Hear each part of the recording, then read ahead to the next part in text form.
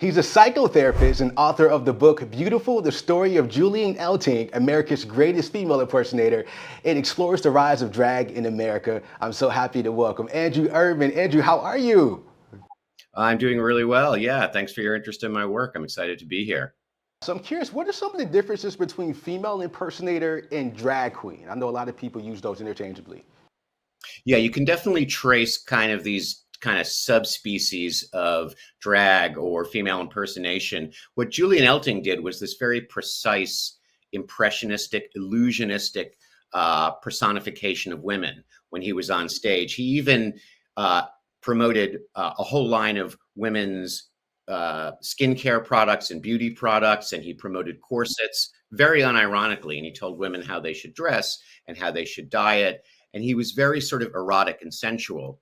And at the same time, coming out of a British music hall, English music hall, 19th century, early 20th century, sort of like precursor to Monty Python, very dame-ish kind of characters, people who were over the top. So you have these different strands, and they all exist at the same time. They're very popular. If you went to a vaudeville show in the early 1900s or silent movies, you could see both. And what we have today is more this kind of, I don't know, satirical drag at different kinds of levels. So what did you connect with initially as it pertains to Julian's story?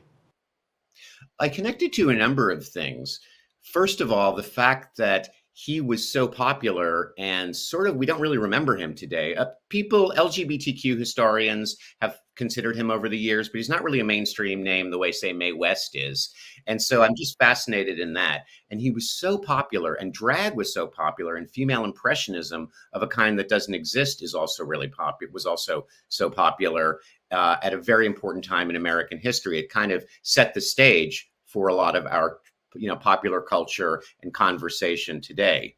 And at the same time, in the early 20th century, was the rise of modern psychology. So thoughts about how people are supposed to behave and kind of what's normal and what's not is transferring from the church, where it had been the authority for the long time, to psychoanalysis, psychiatry, medicine, science, anthropology. So it's a fascinating time. You really get the early structure of what's been playing out today. If you can follow a direct line, I think. Yeah, absolutely. I love that you mentioned the earlier 20th century. What were the sentiments surrounding drag at the time? The idea was that it was a thing men were really entitled and encouraged to do by themselves in colleges, in the military. You had business clubs, fraternities, and also kind of grown-up kind of dude fraternities, business fraternities. And it was a way that men really reinforced being men. Like, no girls aren't allowed to do this. Don't let them, take over our territory. And there's a real acceptance. And I was even talking about this in an op-ed, which is that there were varsity events in lots of schools.